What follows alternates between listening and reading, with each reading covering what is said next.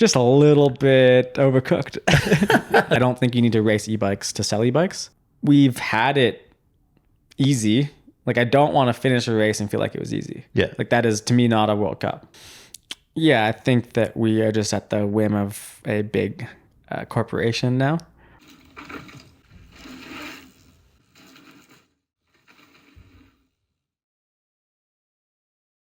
Jesse Melamed, welcome back to the Downtime Podcast. We were just trying to work it out. I think this might be appearance number 4. Could be. Yeah. Thank you. Seasoned podcast professional now. Yeah, I guess so. Thanks for having me. It's nice to do it in person. So, yeah, looking forward to it. Yeah, and you've been polishing your podcast technique. Yep. Yeah. With a few others throughout the year as well. Yeah, it's been good. Excellent. Well, last time we sat down and chatted was just kind of after you'd announced that you joined Canyon. Mm-hmm. And you turned up for the first couple of races of the 2023 season on the Spectral, which was a decision, I think, based around like maybe Derby needing or benefiting from something that's a bit smaller travel. But you didn't, as in true Jesse style, that wasn't like a fully stock bike, was it? Tell us a little bit about what you'd done with that to get it where you wanted to be in those first couple of rounds. Yeah, not too much. I think we just overstroked it, so I got a little bit more travel in the rear. For me at the time, that was just like the best fitting bike, most suited to Derby. Little did I know that Medina was quite the opposite, and I was way underbiked. So in hindsight, it was... Yeah, I proved in Derby. It was good with a 3rd place, but Medina, I think I was 18th and one of my worst results in a long time. So I just got rattled at that race. Yeah. But so that was a sick race. You think it was a bike decision kind of error, that one, or?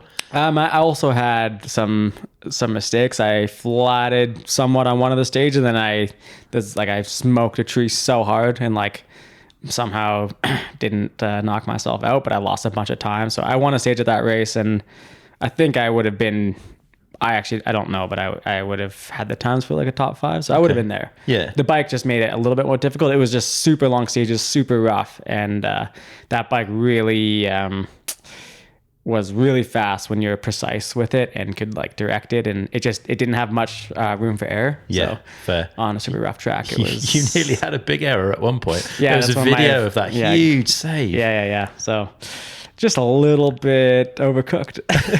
A little bit. And the winter gym work paid off though. Like you managed to ride it out.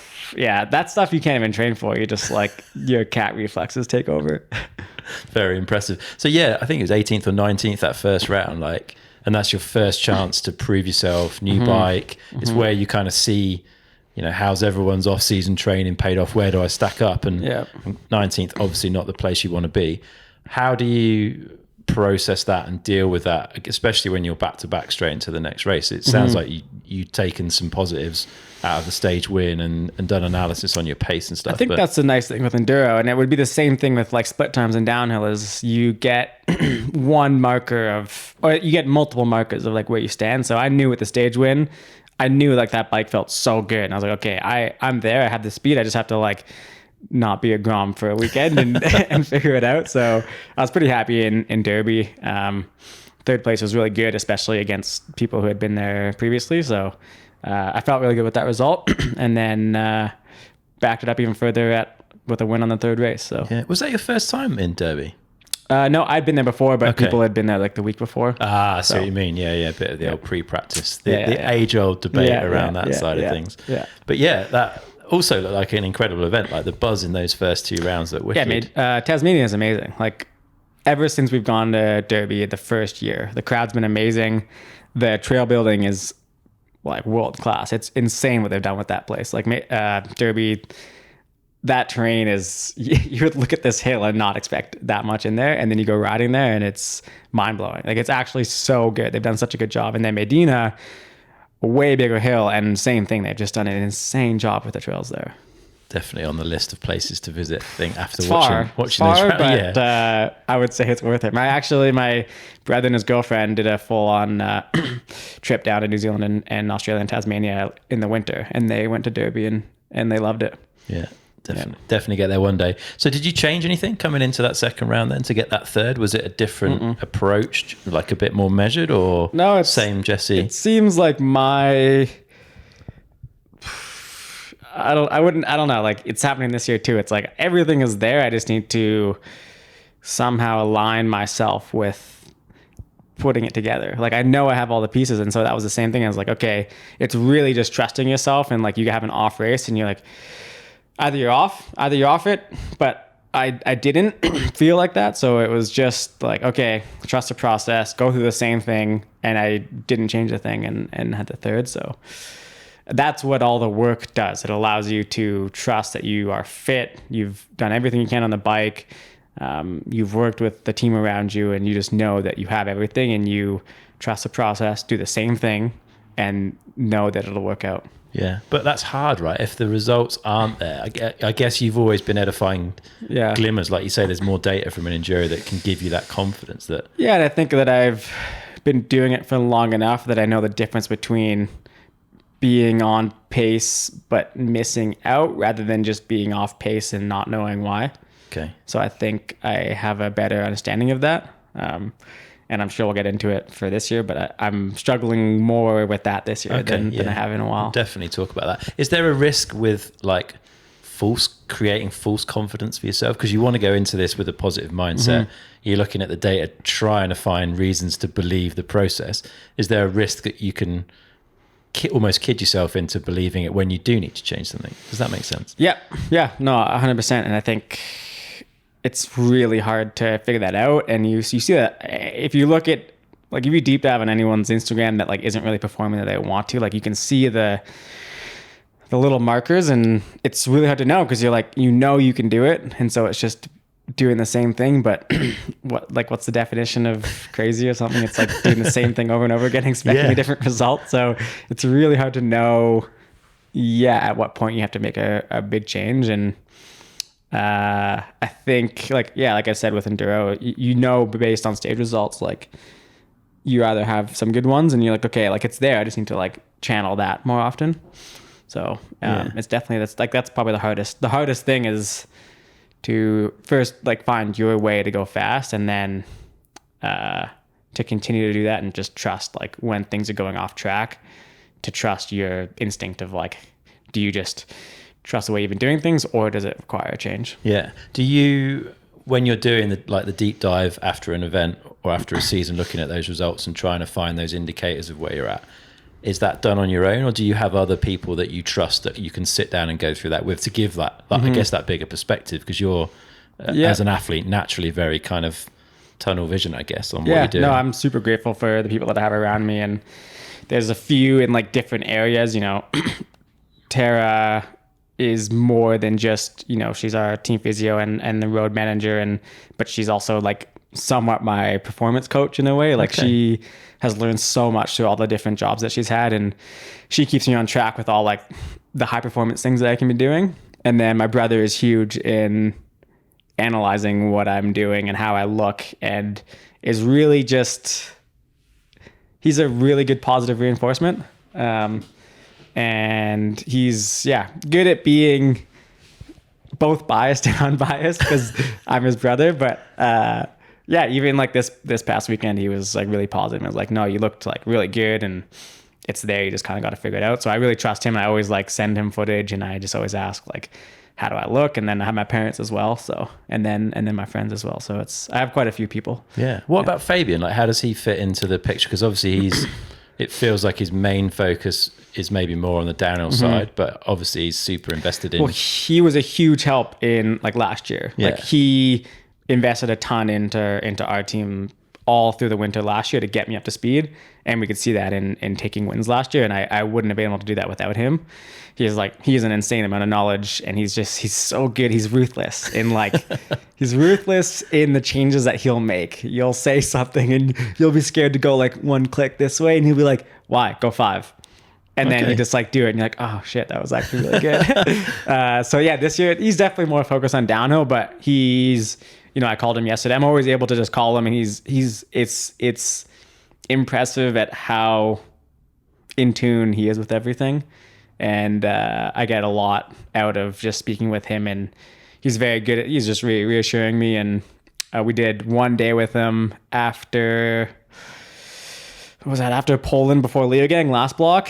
And yeah, both me and Jack like made huge changes to our bikes because of him, and both felt like way better. So yeah, he's a pretty valuable person to have on your side. A bit of experience, isn't he, that guy? Have you changed anything about either your like racecraft or your kind of setup approach as a result of working with Fabien? Is there stuff you've learned that you now do differently? Yeah, there's a few key like body position things that he's changed with me, and bike setup as well.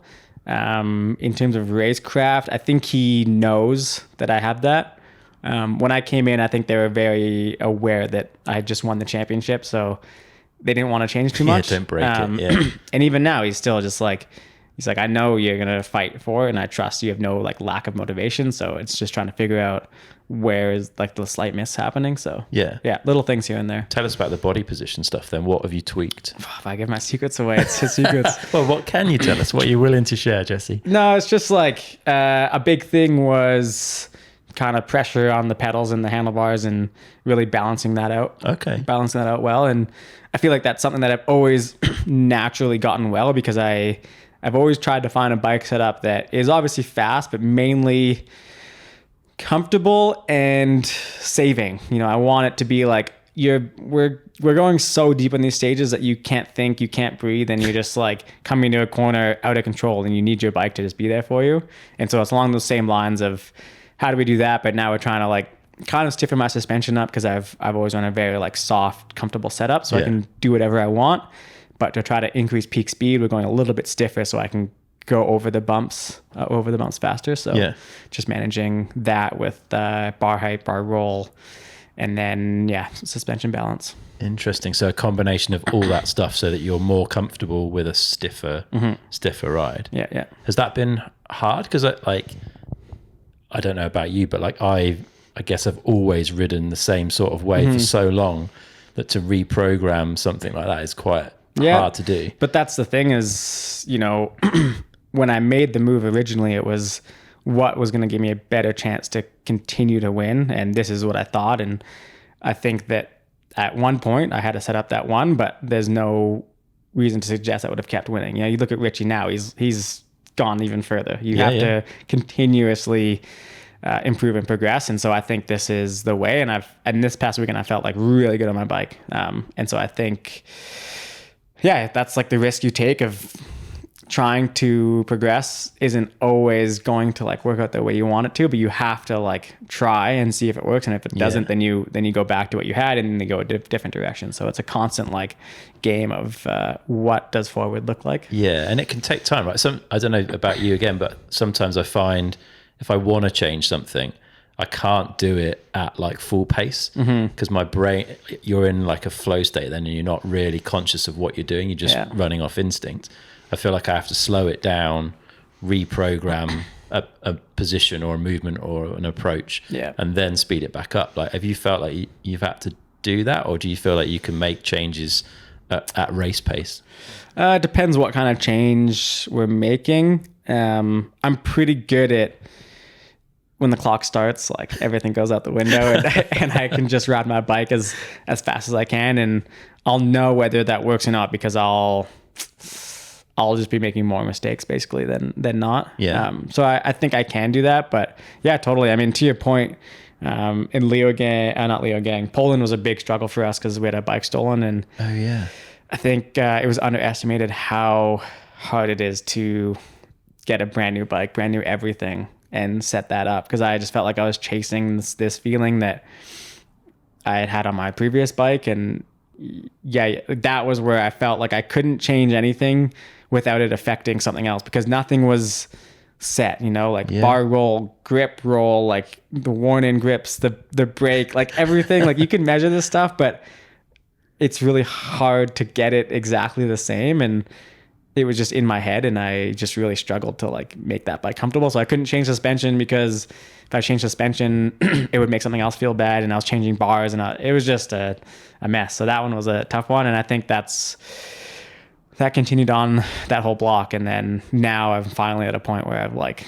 settled in my bike, and I'm like, okay, I can start changing things, because I know everything else is to the point where I want it to be. Yeah, and I guess even down to the frame, right? Like every manufacturer has a tolerance on stuff. Totally. So like an angle could be ever so slightly different. Yeah. Maybe not so much in carbon, but definitely in a metal frame. But Yeah. then also carbon layup. So I don't know how much those are still done by hand. Like I know some of it's quite sort of labor intensive process and a bit of, or even a slightly different material, you know, the materials come off a different roll. Yeah, who knows? Yeah. Yeah, it can feel different. The stiffness could be different. Yeah, totally. What a mission to do. Yeah. No, I don't like changing bikes, to be honest. What about grips? Like when they've worn out, like are you the sort of person that'll run them to the death because you become one with them, or?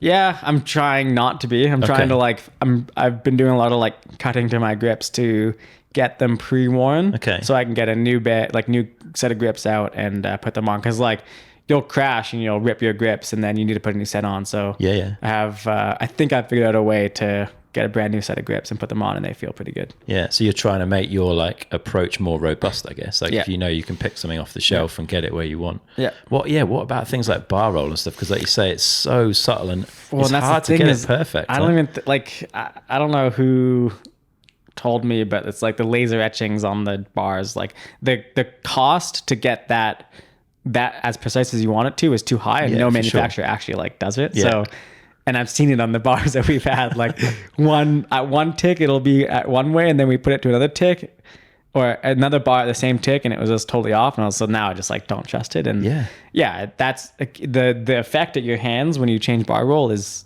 pretty major. Yeah. So. And the way you feel fatigue, right? The way the bar moves under your hands, like the flex, the impact, flex, everything's totally different. Yeah. Yeah, but we're good now. The puzzle gets good. Deep. Yeah. So 2023. Then we did the first couple of races on the Spectral. When did you move across to the Strive? Was there like a planned point at which you were going to switch? The whole plan was to do Tasmania on the Spectral because I thought it was better suited. I didn't know Medina at the time, but I think for Derby that was the right call. And then as soon as I could, I think when I got home, I was on the Strive and pretty happy straight away. Yeah. And again, like, was there much work? Well, there will have been work done, but did you stray far away from kind of production with that bike? Was there anything special about what you did? Man, I got on that bike and I was like super happy straight away. I think I got it, did the Squamish Enduro. Unfortunately, I had a mechanical on like another thing, but I won a bunch of the stages and I just felt like so at home on that bike. And so that was really cool. And that's the same feeling I had when I rode it end of 2022 when I tested it. And I was pretty happy. And then the changes throughout that season were just, we got that new Vivid when it came out, new fork when it came out and that kind of stuff. But kind of always been kind of progressing and improving it. Yeah. What frame size do you run? Smallest possible. Smallest. And you've got reach adjust. Yeah, have you got that? It's like 10 mils total, I think. So it's in the shortest, obviously. Oh yeah, okay, fair play. Because they're a long frame, huh? Yeah. Yeah. Mm-hmm. Did you play around? Did you try a medium, or have you just got on a small and tried the different? No, because that small settings? is similar to the Rocky medium that I was on. Yeah. Okay. Yeah. So comfy from the get go on that. What about the shapeshifter? So they've got this functionality to kind of adjust the angles of the bike a bit when you're climbing and changes quite a few different things. Do you run that in race scenario? Because it's obviously it's adding a bit of weight and something else that could break. But no, I think it's a really good tool for making an enduro bike less like an enduro bike when you're climbing. Yeah. So I use it every transfer stage because it. I should know the numbers on this, but it's at least a degree steeper. 140 mils of rear travel, more anti-squat. So it just really props you up. Yeah. And it just puts you in such a better position. So when we're doing we did 1700 meters of climbing last weekend. And for that amount of climbing, having yourself in like a more trail bike position is super nice. And then for a lot of sprints that we have, like if it's a long fire road or a steep climb, I'll switch it as well, just because again it puts you in a more aggressive position. Yeah, mid stage. Yeah. I was impressed with how well that bike climbs full stop, to be honest, even without the shapeshifter engaged. Yeah, that's the thing is you don't actually need. It's not making the suspension. It is making the suspension platform more efficient, but it's really just for the geo change, I feel like. Okay. Do you think it saves energy from a pedaling perspective, or it's just more comfortable? I think it has to, because I think it's like, on an enduro bike, you're kind of just like sagging back and it just, you just have this feeling. And so as soon as I put that up, I just feel way more upright and I feel more like if you ride an XC bike, it just kind of begs you to push harder because you're in such a like aggressive position. Yeah. So I feel like that on this drive with the shapeshifter on. And Pietro, was that the first round then on this drive? Yeah. And straight on the top step? Yeah, that was a good feeling. It must have felt good. Yeah. Did you kind of know you were on for it? Did you feel like you were in the zone that time? No, but it's just like that. It's just that, what would you call it? Like the storm of, the perfect storm of getting a new bike, feeling good on it, feeling like it's better, progressing, just go to the World Cup, ride it, feel good, win the race. Like it was just like this upward trajectory. And I mean, I didn't think I was going to win. I just felt really good and things came together. Yeah. Do you look at your times? Do you know where you're at when you're out on the bike? Yeah. I kind of need to know. Yeah. When things are going well, you like to know because you'd hope to see yourself like winning a stage or something. And like, okay, yeah, I'm on it. But when things are not going well, like recently, you need to see it and be like, okay, like I was close, but I need to like eke out a little bit more here. So you're making changes throughout the day based on where your numbers are at kind of thing. Yeah. Do you think that, is everyone doing that now? Or is there, depending on your psychology kind of thing? Like Jack doesn't, he doesn't like to know. Yeah. So I would say sometimes it depends what kind of, I guess, process goal you have for the race. Like if you're just trying to put together a smooth race where you want to ride a certain way and you have this process, you don't want stage results to get in the way and kind of ruin your process, because you might see a bad one and then change it and then you have an even worse one. So, I've been all over the map, but I think if you have a certain goal out of the weekend, you don't really want to look. Yeah, fair. Yeah. So you take the win, you've got this insane, like you're on the top of the wave of confidence. Mm-hmm. Is it hard to stay there, obviously, then they're coming into league games? Yeah. I think, you just, I don't know if you become cocky or confident or what it is, but you're just like, oh yeah, like I got this. And I would say Leo Gang, that was a really tough track to attack. It's not like the most bikey, I would say. That's not a word, but like finale, just tons of bike trails. Yeah. Those things just make sense. You can just carve things.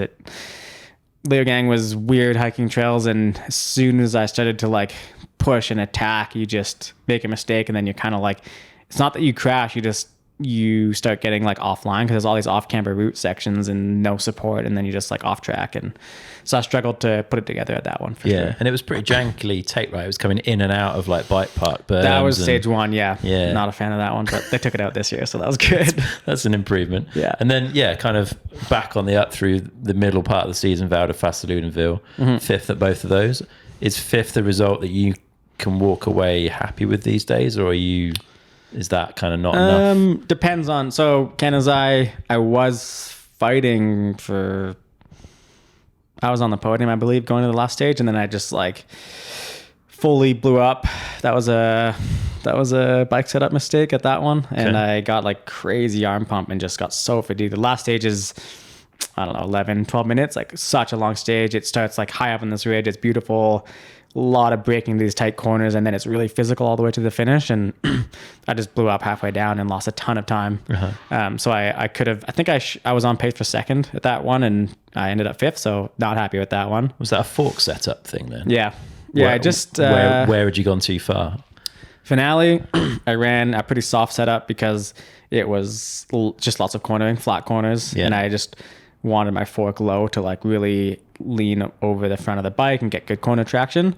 Leo Gang, I upped it because it was a little bit rougher, but didn't have a good Leo Gang. So I was like, okay, I'm gonna go back to finale setup, which was just, I mean, I should know better at this point, but just a dumb decision knowing that Kanazai was steeper and rougher. It was fine for the other stages. Like I said, I was doing well. I think I was sitting in second, and just for whatever reason, I just overrode the last stage. And because I knew like that last year when I was fighting Richie back and forth, I had lost a bunch of time on that stage. And so like this year I was like, okay, I want to prove that I can win this stage to myself. Yeah. So I just attacked it, and yeah, I just blew up, and that was my bad. So running that like a softer fork, I assume. Were you just sitting too deep into it? I was just blowing through travel. Like I said, it was this high like speed ridgeline, and then you started to go into these steep, steppy switchbacks, and so you'd be braking, fork diving, and just having to grip so hard to not blow out the front. Yeah.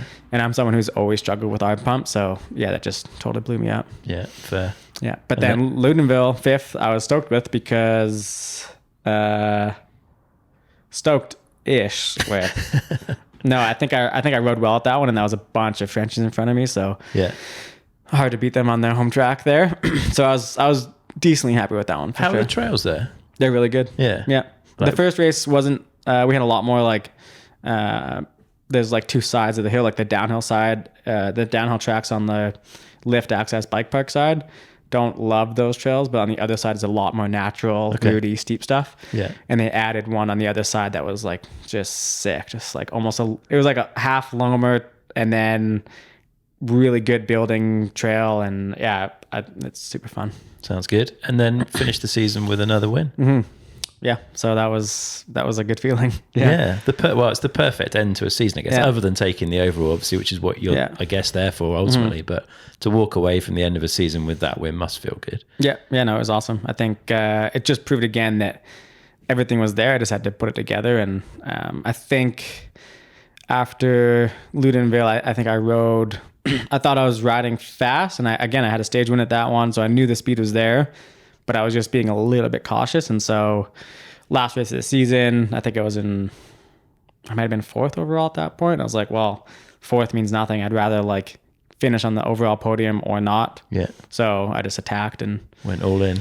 And it worked, which was nice. Yeah, very nice. So what do you do then coming out of a season after you've had a little bit of a break, I'm sure, but how do you reflect back and look at, okay, how did this go now that we've got some space from it all? And what do I want to do this winter, whether that's, bike setup, the mental side of things, the physical side of things? How do you, plan your off-season goals based on your previous season's performance? Yeah, I think I had spent a lot of the previous winter on bike setup because it was a huge change. So I did a ton that winter to figure out how I wanted all the new parts and products set up. So I wanted to spend more time on the physical side of things just because I had done so much product side. And so we just planned a bunch of road training camps with my friends and just kind of wanted to have fun with the fitness side of things and then ramp up the technical side leading into the season. Yeah. Do you think the physical side of things has changed much in the last few years? We feel like we've settled now more on this like shorter, more intense format of enduro. Seems to be a bit consistent, whereas previously we were up and down from big days, short ones. Yeah, I think that my training hasn't changed too much because I think that going forward we're going back to the long, like we saw some of them last year, and that's the goal is to have these longer, bigger days. And so my training hasn't strayed too much from just being able to do a really big day with as much intensity as I can in that day. So yeah, I still focus on that. And bike setup wise, again, have you like evolved anything over this winter? No, just still getting like new product from some of the sponsors and comparing it, seeing what's better and trying to constantly improve. Yeah. So I was lucky. I felt good. Like I knew that the bike was dialed and it was hard to find things to test. You're like, okay, like you just test things for the sake of testing things. And I was able to test some things that gave me some insight onto certain things, and I don't think I really changed anything going into this season, even though I tested a bunch of other stuff. I think I was pretty happy. Are you the sort of rider that runs a fairly consistent setup from venue to venue, or are you the sort of person that will spend the off season kind of bookending and working things out so that you know where to move things that you want to move when you get to a venue? Yeah, I mean, that's kind of what I tested. Like I went to Pemberton pre-season. Pemberton's just north of Whistler, and it's a lot sandier, drier, looser. And so I was testing some things for Finale because Finale's a lot more like that. So it was wheels and tires and seeing what I could get away with. But Enduro's a funny one because it's so much racing time that comfort or just familiarity, I think really shines through anything else. So Yeah. I was trying like wider rims with DHI2s, like faster rolling, to see if that would like work. And you're just sacrificing on feel. And I know the downhill guys like love those tires, so I just stuck to my Assegai front and DHI2 rear. Yeah, the well-known combination. Yeah. Have you been playing with spoke count and stuff like that, and tensions and things? That was like the previous winter, yeah. Okay. But just settled on 28 hole 471s. So Front and rear. Yeah. So that, and is that in a search for some level of just flex? compliance, yeah. Yeah. Compliance, and I felt like for me the 511s is what I was on in the winter before, I guess the beginning of the winter, and I honestly like they were too strong for me. Like I'm a lighter guy, and I was like, you know, I shouldn't be. I want my wheels to just make it through a race weekend. So yeah, we went lighter and more compliant. Yeah, makes total sense. And was the Strive the obvious choice because Spectral have kind of dropped down in travel and positioned it closer to trail bike category these days, I guess. Yeah, So. yeah. The Strive like doesn't feel. It's 160 mils, and it doesn't feel like too much bike ever. So. Yeah. I'm super happy with it. Still, like if I'm lost on setup, which sometimes I get to, I'm struggling with the bike. But when I'm on setup, I really like. I feel like it's actually a really, really capable bike. Yeah. Have you played with the KISS, this Keep It Stable system at all? Because they do an external, or in product prototype, they have an external version, I think. Yeah, I won nationals on that last year actually. Okay. So I've had it, and I haven't actually had it on my bike recently, but we're still looking at the potential with that system and what it should look like. But yeah, I think I found at home, like on trails that I knew with good support, I really liked it. Yeah. It just really helps connect like the front and the back of the bike, and you can just like smear it through corners, and I really enjoyed it. But when I'm in places, especially like last weekend when it's really loose and you're always struggling with front wheel traction, it kind of like it doesn't perform the way that I want it to. It kind of takes away from the feeling. So in certain aspects, I have it on my e-bike actually, and I keep it on my e-bike all the time. Cool. Interesting. For some reason, like the flop of, because the e-bike's heavier, like the flop of it, like you can just lean the bike in, and it really just like really like makes sense. The carves flop, the bike. Yeah, the flop on an e-bike always feels, especially the further you lean, the more aggressive that flop gets. And I think because the like back end of the bike or the middle of the bike is so heavy and so dominant, it helps connect the front to that. So the front can sometimes feel like really floppy, and so now like the whole bike is just quite stable and smooth. So interesting. Yeah, I really like it. Yeah, I tried it. I did some fairly limited, but did some back to back with it, and it was definitely like we were riding quite a muddy, rutty track. Yeah, and for me, it really helped. Yeah. In confidence to be able to stay in that rut and not get a bit out of control. Like it just, the bikes seemed to go where you wanted it to and not wiggle a bit more. But totally. Yeah. And it's interesting because we're seeing, admittedly, it's not a damper, the Canyon version, but we are starting to see some steering dampers now at the Enduro. So what have you been able to speak to the riders that are using them? What are they looking for with those? Because they're adding weight, which no one wants to do, right? Yeah. I think we've gone back to the who cares about weight type thinking. I don't know. I think we want good products on our bike that are durable. So that's good. I don't think we care too much. I've heard mixed reviews on that thing. I think some people run it for almost like just a mental reason. Okay. I've seen it go on and off a lot of bikes, and yeah, I mean, Richie runs it, but he's hard to get answers out of. So pretty guarded. Yeah. So, and then I think Jack Moyer was on it. I don't know if he still is. I'm not sure if he still is. Yeah. I know that Booker put it on, then took it off. And I know other people that have taken it off as well. So again, I think it helps with certain situations, but maybe not every situation. So I think it's just a riding style type thing. Do you think dampers or keep it stable stuff is a potential like fatigue reduction thing? Possibly, yeah. Yeah. Over longer term, long racing. That's why I like kind of wanted it originally and enjoyed the KISS system at home, because it does allow you to relax almost a little bit more, because you're not trying to keep your bars from like tweaking out all the time. Yeah. Cool. Yeah. And then this off season, you had a fellow Canadian, Jack Menzies, join you on the Canyon squad. Yeah. That must have been nice. Yeah, it's pretty cool. Yeah. How local is he to you? Very. Okay. Yeah, he's from Alberta, so different province, but he lives in Squamish now. So amazing. he's just he's like just across the highway from me. Yeah. Has that been beneficial then to have someone to like test with, train with, compare notes with on product and stuff? Yeah. Well, I mean, yeah, it's just from like feels like back in the day with Remy and ALN and having people local, and every time you have a test session, like you can have someone out there and come with you, and it's always just nice to kind of do it with someone else. And he brings a lot more energy into the team, which is nice, and different riding style. He's got like incredible technique, and you know, I think we can see the skills that each one of us has, and we're trying to like merge them in a way. So that's cool. Yeah. Can you read across kind of settings and stuff, or are those different riding styles meaning the setups are really different? I think we tried originally, or like I think he tried and realized that I ride way different than he does. Okay. And it's really tough. He's like way taller than I am, way bigger, rides completely different. So it's tough for us to have similar setups, and I try not to influence him too much because I've done so much testing and I feel like I know a lot, but I insist that he is a different rider, and so he shouldn't necessarily do everything that I do. Yeah. So I think he's been pretty good at like understanding, and he'll take certain things I say, but is happy to like stand strong in other things. So it's been good. Yeah, and nice having a companion out on the road as well, right? Yeah. Nice.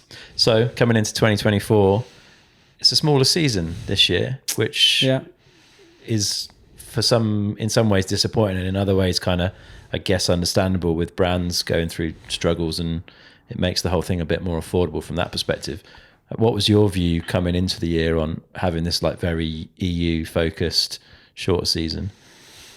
Yeah, I think that we are just at the whim of a big corporation now, and I think their focus is slightly elsewhere. And so it's unfortunate for sure, but I think it's just in my view, it's temporary. Yeah. And everyone wants to get up in arms and complain and scream and shout, and you're like, okay, well, it's 1 year, and I don't foresee it happening forever because you know, the guy in charge created this sport, and I don't think he wants to see it this way, and so he's just doing the best that he can right now. And I just kind of, I don't know, I have faith in these guys. Like I've known Chris for, I don't know, 11 years now. And he's a pretty good guy. So I think that it'll be fine. Like this season was, extremely European based, as in exclusively European based, which just the only thing that I don't like is, you know, the lack of sympathy, I think, from the Euros who live here and don't have to travel, that we have to worry about visa days. Like we're all going to be like close to over days just doing this race series. Yeah. I had to go home had to, but 9 days just to like escape the EU so I could like be under days. And it's like, that's 2 jet lag trips in less than 2 weeks. And it kind of sucks. So. Stress on the body. That's not positive stress for training. And So it's tough to compete against people who don't have to deal with that. Yeah. So that's the only thing that I think is slightly unfair. Yeah. But Europe's amazing. I love traveling to Europe. They have great venues, and you know, I think that moving forward, hopefully we get back to some of the classic venues and things will be all good. Yeah. What gives you confidence that it's a kind of temporary thing? We've been having a lot more meetings with those upper management people, and kind of telling them like, hey, you know, we want to see the sport succeed, and these are the things that we think need to happen, and they're being super receptive, and cool. I think that's really good. So yeah, it's been good. It's tough because it used to be such a small company and so easy to like move, but now it's huge, and their biggest focus is on cross country so that it stays in the Olympics, and then obviously there's downhill, which has like the most to lose. Yeah. So I understand it, and I think that to me it makes sense, and I'm happy just to go and race my bike and do my thing. And then now we're like feeling like we have the chance to be like, okay, like you've dealt with all those things, now we can kind of figure out our own things. And yeah, that's great to have that perspective on it. I've never thought about it, but like the bigger a company gets, the less agile it gets, because there's layers of approval and all this kind of stuff. And it's gone from, I mean, I don't know how big ESO was when it was just running Yeah. EWS, but probably Small. tens of people, Yeah. if not less. Yeah. And then suddenly you're in Yeah. this corporation of tens of thousands probably around the world running Totally. Warner Brothers. So Yeah.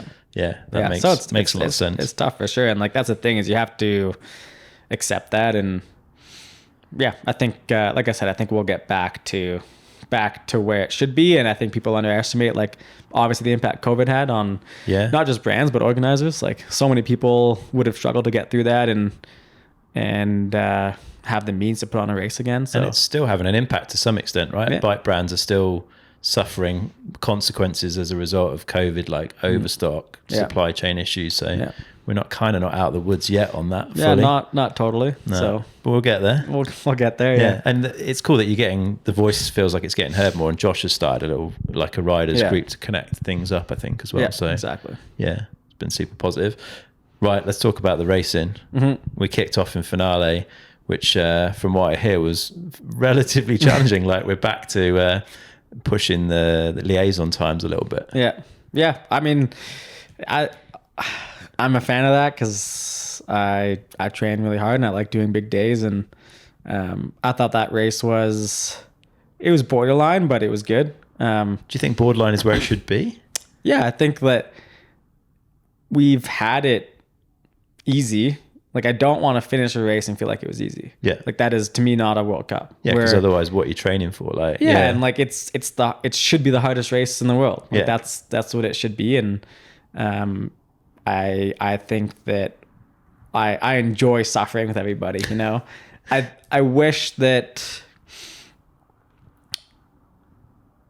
I think we need, I still think we need like slightly longer transfers, because it allows, like, the day doesn't need to be fast. It just needs to be big. Yeah. So, and then I think that, you know, we've had some, like, Poland was pretty much perfect. Like, we had just enough time for everything, but it was a big day. Yeah. Finale was a bit tight. And what did we just have? Combloux had one tight transfer. Yeah. But other than that, it was good. And like, yeah, you're just there and you're struggling, you're sweating, no one's talking to the transfers, and you're struggling through it together. So I think it's good, and I think it's good when we get to do lots of descending and lots of good tracks. So yeah, I enjoyed it. Finale was super tough, but you have this sense of like pride that you got through it, and everyone's like, honestly, everyone's like stoked at the finish. And for some people, like, it's really hard, and I think it brings up the question of, you know, and this is gonna, like, it stirs up controversy, but like different category transfer times, basically. So okay, interesting. I think that, you know, you would think that juniors shouldn't have to do the same times as we do. Like, that's kind of ridiculous. Yeah, when you think about it, like, makes sense. Physically, you should be more developed and fit. You look and at stronger. cross country and they have different lap times. And, or not lap times, but different amount of laps. So I think that's just fair. It's just fair they have a stepping stone into elite. So I think in downhill, it's impressive that everyone has like the same track and does the same thing. But you could argue that juniors do less racing, because they do. Yes. Because elites now have qualies, semis, and finals, and juniors just have qualies and finals. Yep. Yeah. Yeah, that's right. Yeah, true. So one less race run. Yeah, that would make a lot of sense. So 6th place. Again, it's that opener of the season where you've got your first opportunity to compare. Yeah. What did that comparison look like when you walked away and started thinking about it? Yeah, again, it was just a slight miss. I had one crash on one of the stages. Just finale is an interesting one, and those are super physical stages. So you're pedaling all the time, and it's really fast. And this was like a tightish track, and I was just pedaling and clipped my foot on a stump and just went flying. Pretty huge crash. Bars are twisted, and I rode like the 2 minutes of the stage left with twisted bars. So I lost a ton of time. So without that, again, it's like a what if, and I hate like saying that, but in my own head, like, I don't shout this to people, but in my head, I'm like, okay, I would have been on the podium without this crash. So I know that's a great start. That's where I want to be. Yeah. I'm happy with that. So yeah, I was happy with the speed. I was really happy with the fitness. Like, there was a super physical stage. It was, I don't know how long it was, but I was only like 4 seconds behind Slav, who's like the biggest machine. So I was like, damn, okay. Like, off-season training went super well. So I was super stoked. Confident, and then the bikes get stolen. then the bikes get stolen. Yeah, Man. big. That was a big win out of ourselves for sure. Yeah, that must have been a hell of a pull to get everything together. Yeah, and that just shows like how good our team is. Like it was stressful for me and Jack, totally, but it was extremely stressful for the team, and they did a really good job at shielding us from that. You know, like we knew it's really unfortunate, but like we knew we have the spare parts, we have the spare frames, we just have to get them. A lot of it was on the truck because we travel with spare stuff. Yeah, we needed some stuff from Nice, and so there was a good effort from everybody to like get some stuff from Nice, which is where like the team headquarters is. And Adam just soldiered through 2 bike builds through the night and got us ready for practice, and that was super impressive. Yeah. So how did you feel coming into the race then? Had you been able to work through in practice and get things feeling somewhat it was close? Tough because like the first stage, like the track was so sick, and I was like, I was just struggling with the bike. I thought everything was set up the same way, but we missed on bar head, I believe, in the end, and I just was like struggling with the front end, and I was like, track's so sick, but I just can't, like, I'm not like shrouding everything, you know. Yeah. And so I was just chasing at that race, and that was unfortunate because it was a good track, and but I finished 5th and Jack finished 6th, I think. Yeah. So like super good results considering everything. So, yeah, it's got to be a good confidence boost. Again, I crashed on the dumbest. I one grass corner, crashed leading into an uphill, lost a ton of times. So again, I'm like, just stop making these dumb mistakes. Yeah. But yeah, you must have felt good after that though still, right? Like yes to and no. Get like a whole blank sheet of paper, build a bike, puzzle through it and get a 5th place. It's yes, I feel good about the 5th, but you feel not disappointed but frustrated that happened. Like what would have happened if I had my bike, you know? Like I could have done really well. Yeah. Who knows? Hard to move past some of that stuff sometimes. Yeah. Like forget about it and deal with what you've got. Yeah. Did you have time to kind of reboot them before Leargang and get your head around that? Fab came. We did a day in finale and had a really constructive day and got the bikes right back to kind of where they were, and I would say even better. Like I made some changes to bar height and suspension setup, and I was like, first time in a long time I felt like I can like attack. I'm like able to be on my bike and really push, and I'm just like, man, I'm actually just like able to like just go after it, and so I was super stoked. Yeah. Are you going up on bar height? Yeah. And are you going up with the bar or up with spacers? Because it's kind of different, right? Yeah. Yeah. I'm already at a 40 mil bar, so I'm pretty high. I'm not going DAC stack. Not going full DAC. Yeah. I love watching that. It's pretty funny. It's unique. I like the way he's riding that bike seems totally different to everyone else, but he's making it work. Yeah, he's putting down time, so you can't argue. No, you can't. Incredible stuff. Yeah. How is that bar height manifesting in what you feel when you're riding? Well, yeah, I guess for me, I've always struggled with corner speed, and so I've ran a low bar setup in the past to like help get my weight forward and get traction on the front wheel. Yeah. But now with suspension setup with RockShox, we have like a really dialed fork, and I feel like I can run a higher bar because my front end is so supple and supportive that I don't have to be as like over the front end to get that front wheel traction. So it's been a really good combination of things. Yeah. And being more like upright on the bike, has that impacted like how you're looking down the track? Because you're not able to crick your neck up to get that visibility so much from like a low front end. Does it change that side of things or? Not that I've thought of, to be honest. I don't think.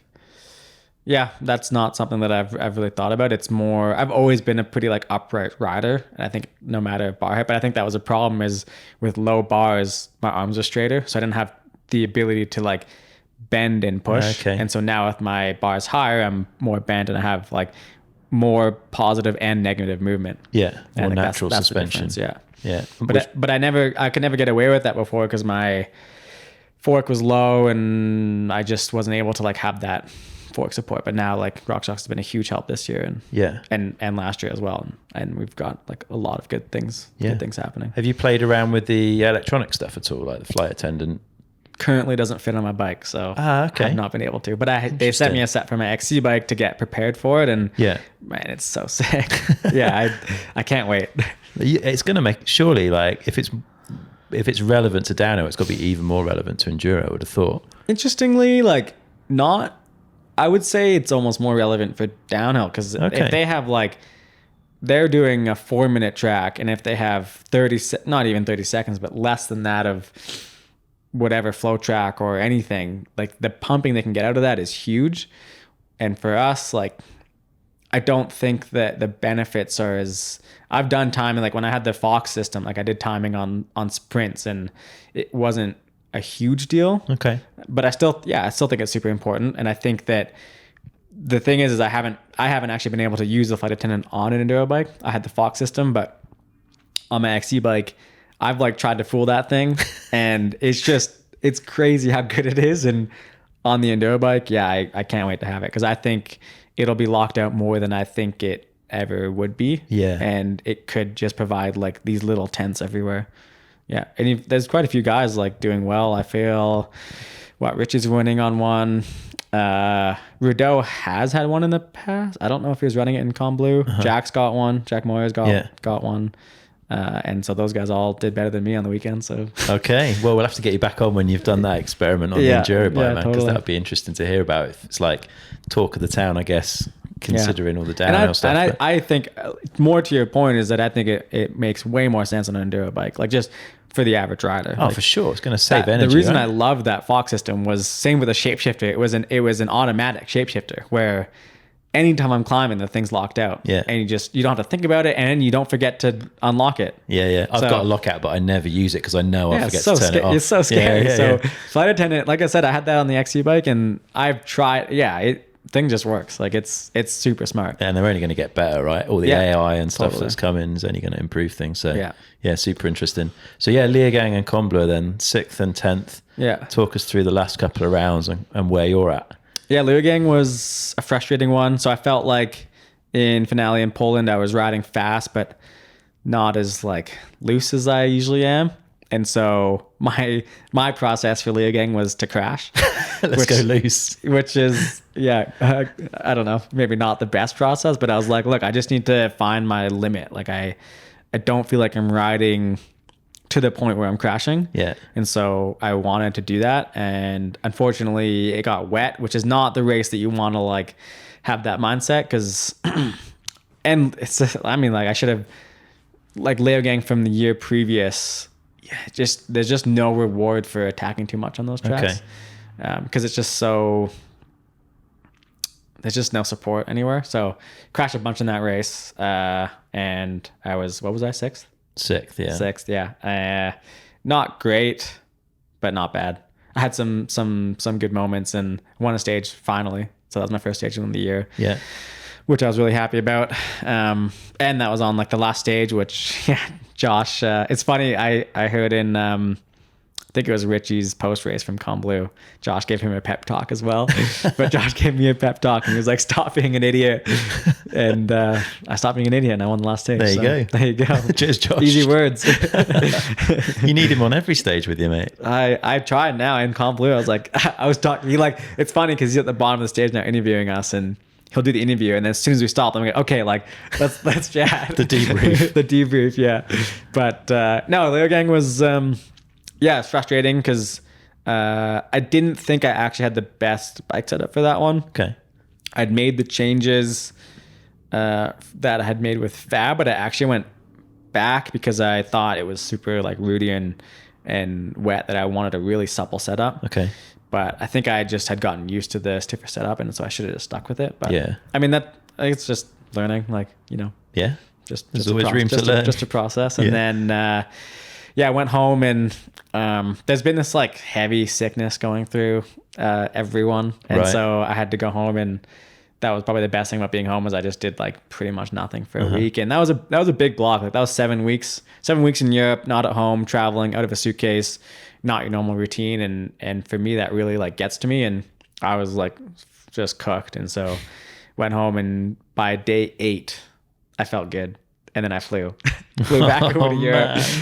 That's brutal, isn't it? Yeah, it's tough. Like you're at home and you have all your friends and you want to hang out, but you're just like, dude, I can't. I'm just like no motivation, just sitting around. You go for an easy spin, and you're just trying to recover. And you feel like you have no gas for anything. And your sharpness is going to go, I guess. Like you can't, like the explosive power side of things goes quicker than anything else? Probably, yeah. I think that I've always been really good at hopping on the bike and doing well. Like, Okay. I know that from my injury years. Like, every time like I would break my hand, a collarbone, anything, I'd be doc said 6 weeks. At 5 weeks, I was on a bike flying to Europe, and like 6 weeks was the race weekend, and I would be back in for a top 10 every time. So Okay. I had like faith that I could just hop on my bike, and I knew the changes I wanted to make. And I spent one day at home doing a bunch of kind of testing and changes to like from Leo getting, this is what I want the bike to do. And I did that, and I felt like, okay, that's it. That's all I need to do. Not change too much. Yeah. And yeah, I felt like amazing on the bike in Combloux. Like first day we rode, we went to a resort called Les Ouches, and Oh, nice. That's good Yeah, there. pretty Lomas all day, right? yeah. So that was super sweet, and I felt really good. And I was like, okay, like, yeah, bike feels amazing, and the tracks were unreal. Had a great time in practice. One pretty heavy crash, just a weird taping job, and it went down super hard actually, and somehow didn't break myself, which was super nice. But besides that, had a really fun practice, and going into the race, just like, okay, this time the process is I know I can go to the limit. I know I can crash. So let's just rein it one step back from that. And I was doing a good job, but just, man, it's the focus you need is 100% of the time. And I made one slight mistake, ran off track. Unfortunately, like we have tape for like the majority of track, and like you can't cut trees, you can't do this thing, but this was like whatever, swoopy corners, and you're not gaining anything by like cutting through the grass. But I like ran off track and like hit this one bush that just caught me weird and just sent me flying. Otherwise I could have like ridden through it. So I just got caught by this bush, high-sided, like flying through the air. Big crash, got my bike, and I saw my bottle on the ground, and it was like split second, like I don't have time to like grab my bottle, put it in my cage, so I just like went. And so I lost a lot of time in that crash. Was 57th on that stage, which is crazy. How I was like 18 seconds back and 57th. Like, Man, that's tight, isn't it? It's wild, yeah. And then, but yeah, that was a tight transfer after that, and I had no water, and so I like got pretty cooked, but able to come back for I think a 5th or 6th on the next stage. So riding well, and again, like some positives from that race. And I knew I stuck to my plan, but had I not crashed with my plan, I would have been, I think, top 5. So that's where I wanted to be, just like riding well, having fun, and being top 5, and then building from there. And this is the struggle I'm in currently is, you know, Richie's had an amazing season and he's just been able to build. And I've had finale, had the stolen bikes, trying to claw back at Poland, and then Leo getting mistake, then had to go home, and then went home, come back, finally feel good in Combloux. Now I'm starting to build, you know. It's like and then other guys, and there's so many guys that are like on it this year that if you just get on this build, like you saw Charlie Murray, who's on a build, big crash, he's having to regroup. Jack Moyer's had like a ton of bad luck this year. He's having to regroup. He's got the speed, but it just like things have to go right so you can just build, and it's so slight. Like the margins are, I saw like a stat that Luke had the biggest stage winning margin, and it was like 1.2%. It's tiny, huh? That's nothing. Yeah, it's so tight these days. We're talking like most of the stage like margins are less than 0.5%. Yeah. And traditionally the battle, I guess, up until more recently has been like you, Jack, Richie. You and Jack have had some pretty big changes, and Richie's been more consistent on that Yeti program. Yeah. Does that make him, like, at least in the short term anyway, kind of harder to beat? Because you guys there's a bit of catch up with all the the team change. I mean, and I would say Richie has proven himself to be the best no matter what. So he's just always the guy to beat. He's super strong. He hasn't changed bikes, so he's always got a dialed setup. Mentally, he's obviously like extremely strong. He's got a good team around him. Like he's just the man to beat for sure. It's pretty intimidating. But then like you say, you've got Charlie, Alex Rudeau. Slab has been unreal this year. I wonder like if he's just learning a ton from Richie or what, or he just needed time to do it. But like super impressed with him. Casper as well, right? It's been coming back and sort of where we expected to see him a few years ago before the accident. Talent he has, totally. Yeah. So it's getting tougher and tougher, right? Oh yeah, like the amount of people is it's, and then just the speed. Like I said, it's there's no room to hang about. Yeah. So how do you deal with that? What do you do? How do you do anything different? Like, well, that's, like I said in the earlier beginning of the podcast, I'm in the process of figuring that out. Like, is it a big change needed, or am I just like one step away from everything clicking? And I believe, like, that's what I believe. I know my fitness is there. I definitely lost some in in the big Europe block and going home and kind of being a bit sick. So I know I'm not peaking and I'm not gaining, but I'm level. Yeah. Bike setup I think is good. Team is good. So I think it's just do the same thing, bang my head against the wall and hope for a better result. Keep going. And what have we got? We've got two more rounds and a world champs. Yeah. So the overall, I would guess, is not where you'd want to be in the overall at the moment. Yeah, I'm tied for 5th, I believe. Does that like start to convince you to shift focus towards the first Enduro World Champs and really like go all in on one event? Or I don't know. It's not my style. Like You're all in on all of win. them. Yeah, exactly. I want to win everything. So no, that World Champs will happen when World Champs happens. The thing with Enduro, and like, this is the tough one because there's no rules against it, but like morally, I don't like the hallmark rule of Enduro is that we get one practice lap and then you race it. Yeah. That gets a little bit difficult because we race venues year after year. And so like downhill, it's not as big of an advantage because you get so many practice laps. But Yeah. I understand like people who don't have that. I mean, even in downhill, they say like, Craig's raced Mont Saint Anne 20 something times. Like he must have an advantage. Yeah. But for us, it's even a bigger advantage if I've raced Kenazai, I don't know, 3 or 4 times. So someone else who's coming up, they might feel like, well, I'm going to go to Kenazai early and get some pre-practice because like to get myself on the level. So it's really hard to fight against that. But I don't want that to be where the sport goes. Like, then it becomes just factory team style thing where what factory team is going to send their team to a venue for how many weeks or months to pre-practice for that. I think this Worlds scares me a little bit because that it's a one-off event. And so that's, if anyone's going to do it, you're going to do it for that event. Yep.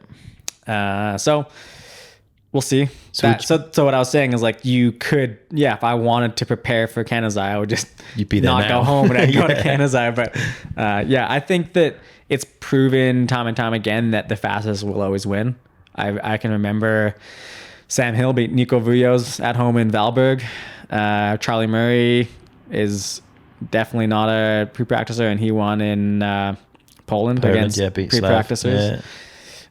Well, Slav not is a Slav. local. Yeah, There's others, but Slav is local. That's totally Yeah. fine. Yeah, but he still beat him at his home race. Yeah. I know Sam has almost beat me in Whistler, like fair fight. Yeah. I have been beaten in Whistler, obviously. Yeah. So there's like, Sam, I won Pietro last year, and I know people had went there early. Yeah. So like, if for the winners, I don't think it matters as much. I think it's like for the places beyond that, it might matter. Yeah, you might get a top 10 or a top 15 where you might be normally like outside the top 30. So I hope for Worlds that doesn't become a big thing where like teams are going to go pre-Ludenville to Kenazai and just ride a bunch of the trails. Yeah, it's tricky though, right? Because the resorts need the income. They can't just start closing trails. It's easier for a downhill, but even sometimes tricky. Yeah. But you can't just say, well, the whole resort's shut or... No, of course not. Yeah. Yeah. No, I think it's just up to us, like, to set a good example and show that the top riders aren't going. You don't need that advantage. I think with one practice lap and GoPro, you can be at peak speed, and like and it's a skill set, right? That you've have and to that's develop the as thing part of that it. I kind of have said as well, is doing the pre-practice for one round might help you for that one round, but it's not helping you build the skills to go fast after one lap, which is what Enduro is. So long term, it's not really helping you. Yeah. Yeah. Well, we see you have a go fully blind racing, like the sort of Stone King Rally style. I know Dan. Yeah, I've done Andy's Pacifico and I've done NZ Enduro. So I've done a few of them. Yeah. I'm just scared, I guess is what it comes down to. I was trying to think, like, I was actually more wild back then and I survived. So I think I could do it now and survive. Yeah. Stone King looks unreal. I think I'd rather do one in North America with trails that like have good eye lines. More line of sight, less line cliffs of to sight. fall off. Yeah. Doing some of those. I was watching like all the POV footage, like from Innes and others at Stone King, and I was like, oh, man, if you make a mistake there. Innes made it look easy though, to be fair, and I've ridden quite a lot of those trails, and I think he's got that. There's really good skill, and like I do love that. But when the clock is ticking and you're being timed, pretty scary. The red mist comes down. I think I would love to do that when I retire, so I'm not like excited to win. You know, I just want to go and have a good time. You can afford a bit of time off as well if you need to be in hospital for a while. Yeah. I want to talk about e-bikes, and I'm very much not an e-bike hater. Like, I think they're a great tool and a real great addition to the sport. But there's this like e-bike racing still feels kind of awkward, and I've been giving it some thought, and I feel like for existing mountain, like obviously brands want to sell e-bikes, like it's where the growth is for the market at the moment. But as existing mountain bikers, I don't think many people are really that interested in e-bike racing. Certainly not watching, maybe in participating. And then people coming into the sport, that e-bike is their kind of gateway in, either don't know about the racing or probably don't care. So it doesn't feel necessarily like racing is the right way to sell e-bikes. But we're in this sport where the way we've sold bikes is, or a big part of it has always been through racing. I was keen to get like your thoughts on it, and obviously you're around that discipline as it's happening. Like, how are you seeing that develop? Do you think it's going in a good way? Yeah, I mean, I think you kind of said it without saying it. I think you're pretty spot on that. To me, like, you look at downhill as an example, like downhill is not there to really sell downhill bikes, it's to sell a brand. Yeah. So for enduro 100%. racing, yeah, I believe that if I went on a Strive, someone will buy a Strive on if they want an e-bike. Yeah. So that's the way I see it. I don't think you need to race e-bikes to sell e-bikes. I think it might help, but I think that us as enduro riders sell more e-bikes than the e-bikers. Yeah. Just because of who's doing it right now, you know, like there's not, that's kind of what I think. And I agree that e-bike racing doesn't make sense to me. I love e-bikes. I have e-bikes at home. Yeah, same. I actually had a really fun time. It was my dad's 70th birthday. And when I was back home and I was riding with some of my parents' friends. My parents don't have e-bikes yet, but my parents' friends do. And it was kind of wild to be climbing up the trail with them. And they're pushing their motor and I'm pushing my motor on like my legs and we're chatting. And I was like, that's like, cool. It's super cool. And I think there's a huge place for them, totally. But to me, racing, it's either a motorsport or it's not. Yeah. And we have not been a motorsport forever. And all I hear about the e-bikers is that they're pushing the motor over the governor, which also just doesn't make any sense. Like, why have a governor on a motor? Yeah. So it doesn't make sense. I don't know if that's the way things should go. I still think that a big enduro day is what mountain biking or enduro is.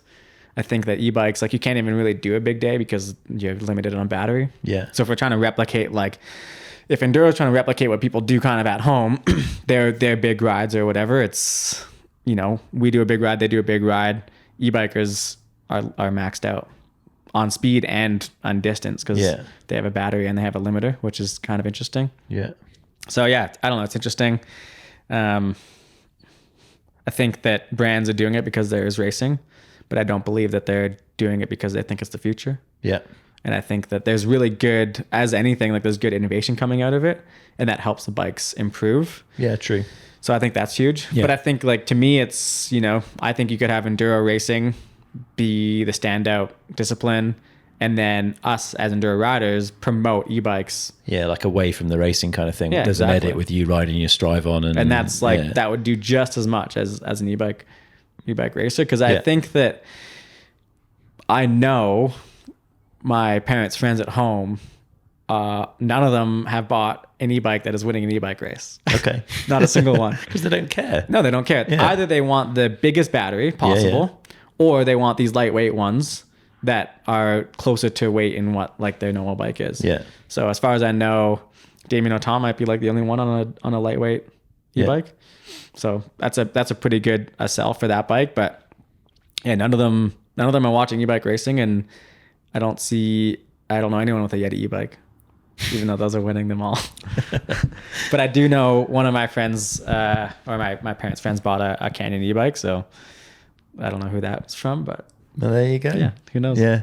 Could you ever see like a combined enduro thing where like maybe there were a couple of rounds where you all rode e-bikes, or there was like a couple of stages within a race where you all rode them? Like it feels like ultimately at some point it's all heading towards e-bike, but I think that's a long way away. But yeah, but I just don't. Yeah, that's an interesting one. Like that is a like 10-year industry type thing. Everyone's on e-bikes. Yeah, and I struggle to see that. I think the amount of e-bikes obviously is going to grow substantially. Yeah. In Europe, it's obviously huge. At home, it's still in that early stages of growth. But I can't see it, but I can understand that might happen. Yeah. So but I think by that point, when that happens, like the motor and battery technology is going to be so much farther ahead that it might look completely different to what we think to what it is now. Yeah. You know, like right now we have really heavy bikes with batteries that can't even go that far. And in the future, we might have really light bikes with batteries that can go really far. Yeah, it's got to get a lot closer to what our normal bikes can do, I think, before it becomes the only bike you own. Because however much fun you have on e-bike, you get back on a normal bike and you're like, this is mint. I mean, I honestly have fun. Like if I go out on my Strive On, like the e-bike, I love climbing on it. It's hilariously fun. And the thing descends super well to a point where like that weight like makes it feel so much different. I find that it's tougher to handle. And I really like my analog enduro bike in that sense. But it's always hard to get back on my normal bike and pedal up a hill. You're like, well, this is hard. Real. But that's the problem I find with e-bikes, and that's why I think the full power ones make sense when I'm like technical climbing and I'm almost like trials riding. Yeah. But just riding up a hill, it's way too easy to be in turbo pedaling at 50 RPMs and not doing any work. Yeah. And everyone, like, I know that yes, it can be hard to pedal up an e-bike because I've done like intervals on them where like if you're trying to max it out going up a climb, like you're working really hard. Yeah. But you can also go really easy if you want to. And it's far too tempting, isn't it? I don't think my bike's seen anything other than off and boost mode. Yeah, totally. Yeah, same as me. There's nothing in between. Yeah, to me, there's no other modes. Yeah, so I don't know. I think e-bikes will just be way different to what they currently are because that like electronic technology advances so quickly that it's just going to be way different than I think we think it's going to be in the future. Definitely. Yeah. Well, let's pick up on one more discipline before we wrap up and we'll briefly talk downhill. Is there a sender in the garage now? There is. Yeah. As of, it's in the garage now. It's not built yet, but I finally have a downhill bike. It's taken a while, hasn't it? It has taken a while. Yeah. Well, I've been focused on enduro and there's not always been the time, but now like with the schedule this year, like I think I'll go home if I'm feeling good. I'm signed up for the Crankworks downhill. Sweet. But that's the weekend after I get home, so we'll see how I feel. What track's that on? 1199. Yeah. Super gnarly. Proper track. Yeah. And then I might do nationals downhill, which if I'm not feeling too like cooked when I get home. But yeah, it's definitely, I don't know. I think that there is something to learn from doing downhill. I think if you look at Richie, he's doing downhill. Yeah. And he's done pretty well as well. Well, I think he's had a really good year this year. Yeah. So in enduro. So I think that there's something to be learned from doing both. And I think you've seen downhill guys come to enduro and learn kind of how to manage speed over multiple runs, which I think is a big necessity now with all the race runs in downhill. So yeah. Do you think we'll ever see you on a World Cup start line? I think that I am realistic and yes, that is my goal. Okay. But I'm not doing it if I don't feel like I can like safely do well. Yeah, fair. Like I wouldn't. Yeah, I think if things go to plan and I feel good on a downhill bike and I'm not just like terrified or, blown away at the speed, then yeah, I'd love to for sure. So is Mons and Anna possible? Is that after your season finishes? Yeah, but I have to get points. Points. Yeah. So that's why I would do nationals. Okay. And Or I don't know if I don't actually crank squat is on the points because they're a separate thing. yeah. But Do you know how well you'd have to do at nationals to get enough points? You haven't got, the maths hasn't been done just yet. It's just if things happen, Yeah. they happen. If they don't, I won't be disappointed. Leave it down to fate a little Yeah, bit. pretty much. Yeah. Nice. That'd be fun though. Yeah, I think so. And I think, like I said, I think it'll teach me some things about kind of peak speed, commitment, and how fast a bike can really go. Yeah. Have you ever ridden there, Monsternan? No. No. So No, I haven't had a downhill bike since 2007. It's the last time I had a downhill it's been bike. a while, yeah. Yeah. It's a track that looks fun though. It's on the list of ones that I'd quite fancy riding, whereas Valdesol I'd is very much say not. every section but the section after Stevie Smith drop looks fun. That looks fun, but looks absolutely terrifying. Looks pretty committed. Yeah. So, but what the changes they did last year looked amazing. Like that upper wood section looks so fun. Yeah. I mean, I guess just watching Jackson go down there looked fun, but Jackson makes a lot of things look more fun, and I'm sure they would be if I tried them. Yeah. But yeah, we'll see. Yeah, nice, man. Well, it's been really good fun catching up as always. There's a lot of thought and depth that you put into everything, and appreciate you sharing some of that with the listeners. Thanks for having me. I hope the rest of the season goes well. I'm looking forward to seeing the first Enduro World Champs and maybe also your first couple of downhill races. Yeah, we'll see. Yeah, look after yourself. Hope it all goes well. If people want to follow, where should they be looking? Yeah, still Instagram's probably the best place, but I put up practice and race videos on my YouTube, so that's people seem to like that, and I'm not as vloggy as the other guys, but just raw footage. Yeah, and quite impressive how heavily you manage to breathe and keep going. Like you it looks like you focus on your breathing when you're doing that. It feels very controlled, which I wouldn't be at that point. It's more like I'm trying to stay relaxed, and I think that is something I've learned that is necessary this year. Is like when things are happening and everything's working out, it's just easy and things come easy. But this year I've really had to kind of weed through everything that I do and figure out the things that have made me fast. Yeah. And so Conbleu was an effort to take it back a notch, be calm, know that I can ride fast. And so I don't know, those videos sounded pretty like I was having breathing my mile massive. I had any like respiratory issues. But yeah, I do try to focus on it. Like it's like you gotta like constantly mentally like reset in a stage and not get too far like over the line. Do you do breath work away from riding? So I used to, and it's one of the things that I'm trying to like add back into my program. Yeah. And is that more preparation for breathing well in stage, or is it like a down regulation practice to? It would be both. Yeah. Okay. Yeah. There's a lot in that stuff. There's books about that. That's the thing is like you look at it and you're like, where do I even start? So it's kind of hard to start. Another puzzle to get stuck into. Yeah, totally. Nice one, man. Well, we should finish, or I'll just speak to you about breathing for another hour. But yeah, thanks, man. Enjoy the rest of the season, and we'll catch up again soon when you've played with Flight Attendant. Sounds good. Yeah. Nice Enjoy one. the race this weekend. Cheers, Jesse.